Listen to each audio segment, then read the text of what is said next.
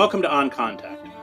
Today we discuss the book Ghost Riders of Baghdad with Danny Sjursen, a combat veteran and West Point graduate. We talk a lot about moral courage at West Point. It's a term they throw around, but they've largely hijacked it. It is much harder in a lot of ways to speak out against the tide. And obviously you've done that for your entire career, and there are real costs, emotional, professional, and it's a difficult thing. And I think that the fact that it's so rare, I mean, name 5 generals who've spoken out publicly against these wars, even in retirement, and you'd be hard pressed. It's a difficult thing, but I think that it's worth the cost because it would truly be obscene not to. And so at the risk of sounding self-righteous, I feel like this right now is more than just lapsed Catholic penance. This is sort of the most important duty I think I've ever done for my nation. And it's funny that when you do that sort of work, you're quickly labeled as anti-nation, anti-American. Those who know war detest the empty jingoism, the abstract words of glory, honor, and patriotism, used to mask the cries of the wounded, the senseless killing, war profiteering, and chest-pounding grief. They know the lies the generals and politicians do not acknowledge, the lies covered up in stately war memorials and mythic war narratives, filled with stories of courage and comradeship. They know the lies that permeate the thick, self-important memoirs by amoral statesmen and generals who make wars but do not know war. They know that war is a state of almost pure sin, with its goals of hatred and destruction. They know how war fosters alienation, leads inevitably to nihilism, and is a turning away from the sanctity and preservation of life. All other narratives about war too easily fall prey to the allure and seductiveness of violence, as well as the attraction of the godlike power that comes with a license to kill with impunity. But the truth about war always comes out too late, when those maimed by war unpack their suffering, what it was like to taste death, to watch the good and the innocent die. And by then few listen. We are assured by the war makers with each new military adventure that these stories have no bearing on the glorious violent enterprise the nation is about to inaugurate. And lapping up the myth of war and its sense of empowerment, we, the public, prefer not to look. Danny Sjursen, a graduate of West Point, an Army major who did combat tours in Iraq and Afghanistan, in his book, Ghost Riders of Baghdad, struggles, like so many who come home burdened by the hammer blows of war, to speak an unpleasant truth we ignore at our peril. He joins me from his home in Kansas. So, Danny, I once read an Army study that said that people who experience combat suffer the same kind of emotional trauma as someone who has a car accident in which their best friend is killed. Would you say that's an accurate description of what it's like to go through combat?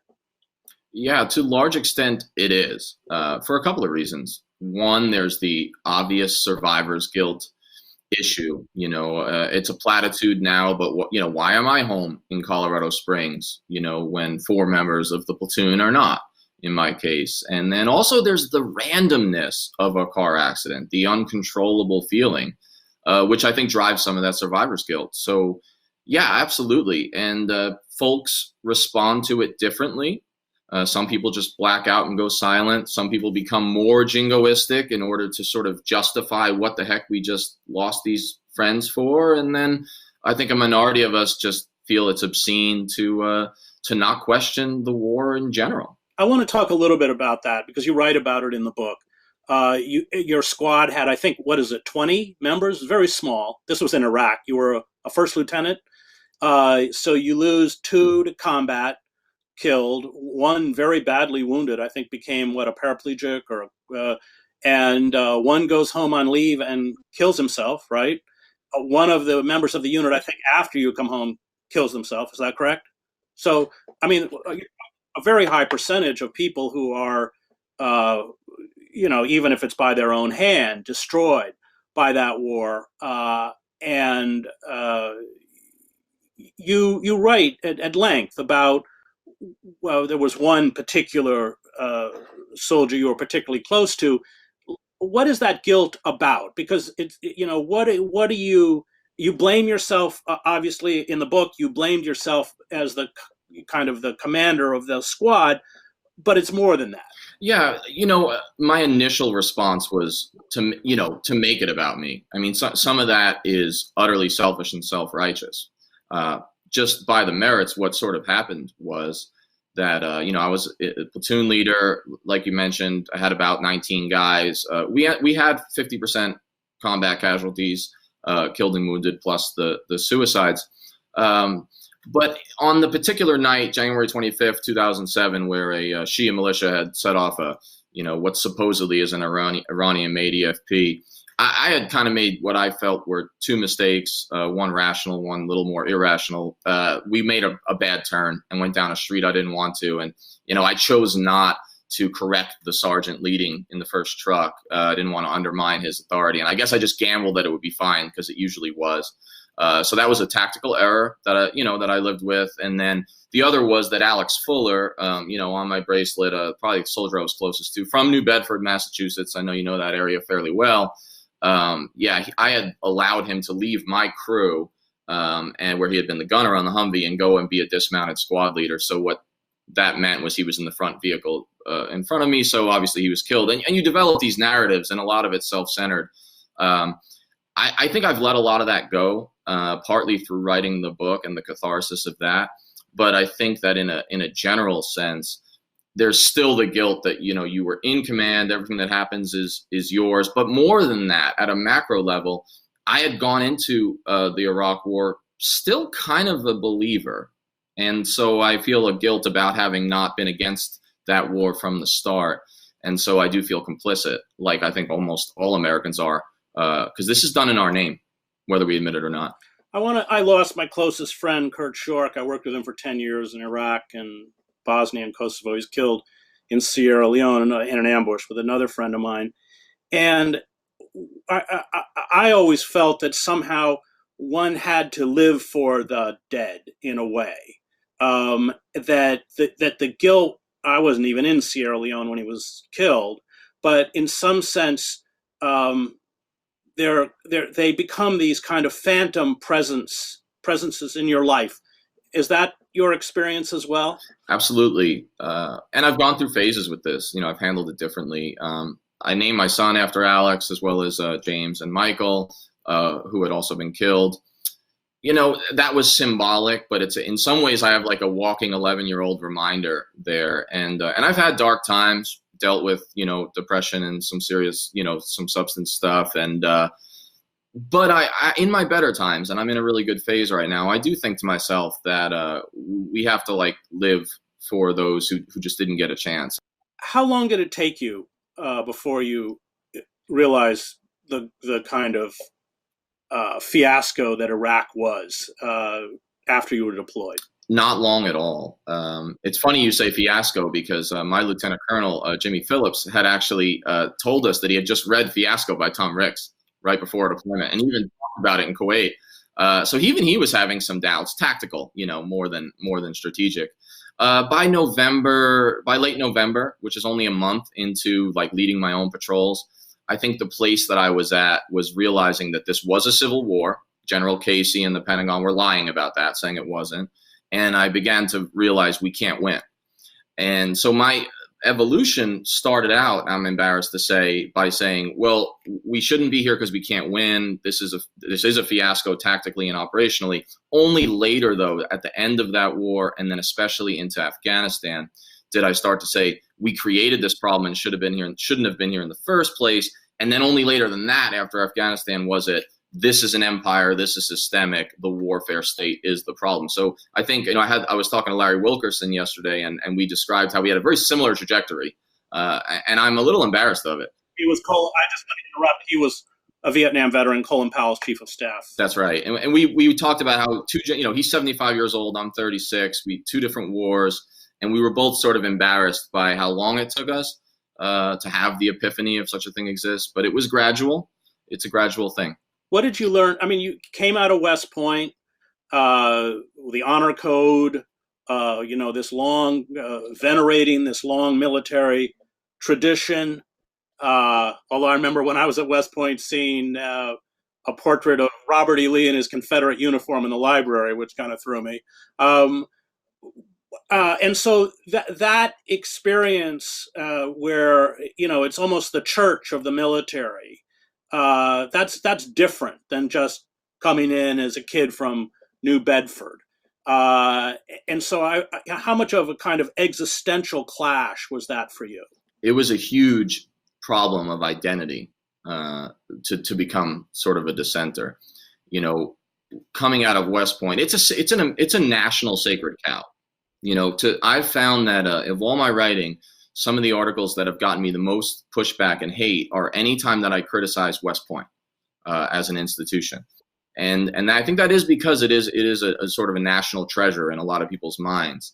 Leaving that behind and questioning it, I mean, I lost 50% of my friends and colleagues, and it was difficult personally, because if I'm not a soldier, what am I? Just two quick things that you mentioned. You mentioned the honor code. Of course, the class of '86 at West Point is infused in this administration, and Pompeo actually made a joke, Secretary of State Pompeo, about the honor code when he was at the CIA. He said, they taught us not to lie, cheat, or steal, but we do that every day in the CIA.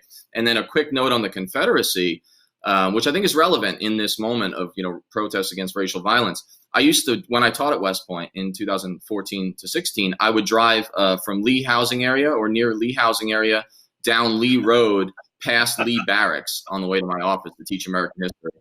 That's true. That's true. That's all factual. I want to talk about courage, because you talk about it in the book, and I thought it was a really good point, that courage is never a constant. This idea, first of all, we know that people who remain in combat for, this was especially studied in World War II, 25 days, the whole unit has a psychological breakdown. So the idea that everyone has a breaking point, but also it's uneven. Some days you go out and have courage, and some days you don't. And you do write quite honestly about that, using yourself as an example. Talk about that.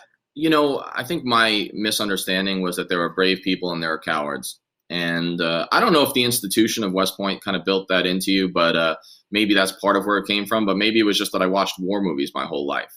That's what I did, right? And Wild West films. That's part of why I ended up at West Point.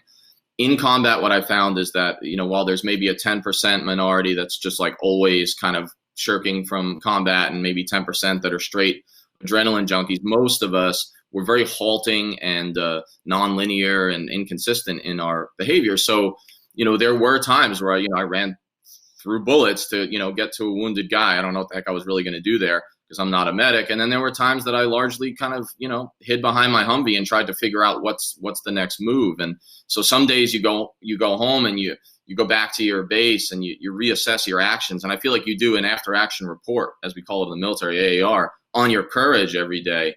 And I really didn't forgive myself sometimes for my poor behavior in certain instances. And then other times, more than proud of myself, I was like wondering if I manufactured these memories. Did I really do that? I'm going to pick up on that when we come back from our break. When we come back, we'll continue our conversation with combat veteran Danny Sjursen. Welcome back to On Contact. We continue our conversation with combat veteran Danny Sjursen. So let's pick up on courage, which first of all, in combat, what you do is often instinctual. You don't have time to think about it. So I was in a situation in the Sudan where a bunch of soldiers, I was with my very close friend, a reporter from the Wall Street Journal. They clicked the safeties. It was at night, off their weapons, which meant they were getting ready to fire. And I instinctively, I'm ashamed of it, I was a couple of paces behind him. I instinctively stepped behind him so that here was a close friend of mine, so the bullets would go through his body first. And you can instinctually in combat, on the other end, carry out acts of supposedly heroism or courage, but I think we have to explore the nature of the combat high. First of all, you're terribly sleep deprived. You're pumped up on adrenaline. Oftentimes, I found that in combat situations, you can be very cavalier. I mean, even kind of laughing and joking in a bizarre, dangerous situation. And at least my experience was so much of that just seemed to be chemical. It certainly wasn't premeditated. Absolutely. I'm glad you mentioned sort of the dark humor, dryness. I mean, it's incredible. Some of the I don't think I've ever heard funnier jokes from, even Dave Chappelle that I've heard from, which is almost always sexual, by the way. Right. Oh yeah, and sort of homoerotic, of course. I was always in male units only back then. Right. No, it was there's a dark humor, there's a sort of bravado of sarcasm that comes out, but you're right, a lot of it is chemical, and I think that Tim O'Brien, who writes fiction that's based on his own experience in Vietnam, talks a lot about the hazy nature of combat remembrances and the way that you almost seem to black out, and then you wonder what was real and what wasn't. I found that to be the case, and talking to my peers, mostly the other platoon leaders, we had like a moment where we were like, oh, wow, you feel that too? Because I think a lot of us were a little almost embarrassed until we were able to discuss that. And, that was one of the things about, they talk camaraderie in combat, but it is real, even in illegal and unethical wars. It's a thing. Well, the camaraderie is real. We had it among war correspondents. One of the things I miss. It's not friendship, as J. Glenn Gray points out in Warriors, Reflections on Men in Battle. It's something very different, and I think oftentimes veterans will try and recreate it when they have to get home, usually through alcohol, and it never works. All of these people that you are quite willing to risk your life for, who you think you've never had this kind of bond with before, once the external threat is gone and the bonding of the unit is gone, become strangers to you. It's so true. You mentioned alcohol, and I'll just start there. I'm of the opinion that we actually trained. I mean, they're changing the culture a little now, but mostly on the veneer. We almost like trained for combat through drinking. I mean, every unit camaraderie event, they even called them that, right? Like camaraderie events involved like who can drink the most. And I was in the cavalry, right? Like light scouts. So we had these Stetson cavalry hats from the Indian Wars. We would like force the new lieutenants to drink everything out of them. And it was almost like pushing yourself to the limit before combat, almost to build that camaraderie. And then, of course, afterwards, it has even a darker flow. As for becoming strangers, it's really a difficult thing. I still visit, or some of my sergeants will visit me a couple times a year, and it's wonderful. And I think they'll be okay with me saying this. When they leave after a wild night, now I'm relieved in a way. Not because I don't love them, but because I don't know them and they don't know me, and there's something missing and we can't recreate it. And the journey to try is actually kind of harmful sometimes. Exactly. Yeah.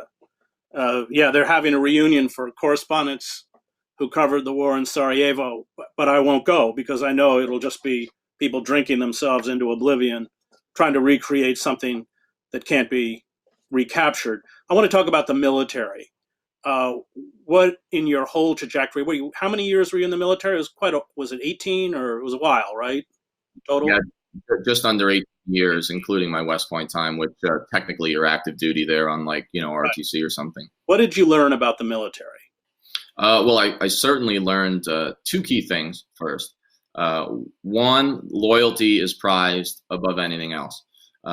They say it's to the institution, but oftentimes it's to something much smaller, an individual leader, an individual unit, stepping outside the bounds of how they define loyalty. You will be smacked down, especially if you embarrass them, which is worse, actually, than being tactically incompetent. And that's an important point. I mean, truly, you will get in more trouble in the military, I've found, for speaking out of turn, saying the wrong thing to a reporter. Nobody wants journalists around them because they're afraid they'll be quoted and they'll get in trouble. That's a big deal. You can get soldiers killed through rank incompetence and still get promoted. That's okay. And then the second thing I learned is that the anti-intellectual bent in the military remains. And it was not meaningfully changed by the faux intellectuals who supposedly took over mid-Iraq war surge. And I'm talking about the Petraeuses and the McChrystals here. They did not meaningfully alter the anti-intellectual bent. These are not readers, largely, and they do not understand or really particularly care to understand, the majority, I mean, the countries that we, police, occupy, purport to secure. Well, McChrystal and Petraeus, these are media creations, really, in terms of their public persona. And well, it's completely true. I mean, a figure like Petraeus is, he's very adept at handling the bureaucracy and promoting himself, including within the press. But as you write in your book, the whole idea that he saved Iraq through the surge is a lie. It's cosmetic. It was meant to be from the start. This is a guy who cultivated the media throughout his career. I mean, even as a captain, we're talking, and it wasn't just him. These guys thought they could use the media rather than the other way around. And they were fairly adept at it. And of course, most of the mainstream media played ball. And here's the thing that I think is interesting. Most media reporting of Petraeus and McChrystal in particular, because they led both wars, both surges, focused on character and anecdotal minutia rather than policy. What are these guys really selling America? Will their strategy work? Is it a strategy at all? Instead, you had all these stories about, oh, McChrystal is such an ascetic. He runs 10 miles every morning to the Council of Foreign Relations. That kind of reporting, actually, I thought was dangerous and misleading, because you're right. They were media creations, self-cultivated, especially in the case of Petraeus. Well, and also the narrative that they spun out was not true. And it was based on a misunderstanding of history. What they did is they cherry-picked these supposed success stories from counterinsurgencies, particularly the British models in like Malaya. And what they never did was two things. They never complicated it by showing why these individual cases might have been unique. And then they never took a broader political strategic narrative to show that in all of these cases, the ultimate outcomes politically, which supposedly is what matters in war, said, Clausewitz, politically, they didn't really pan out.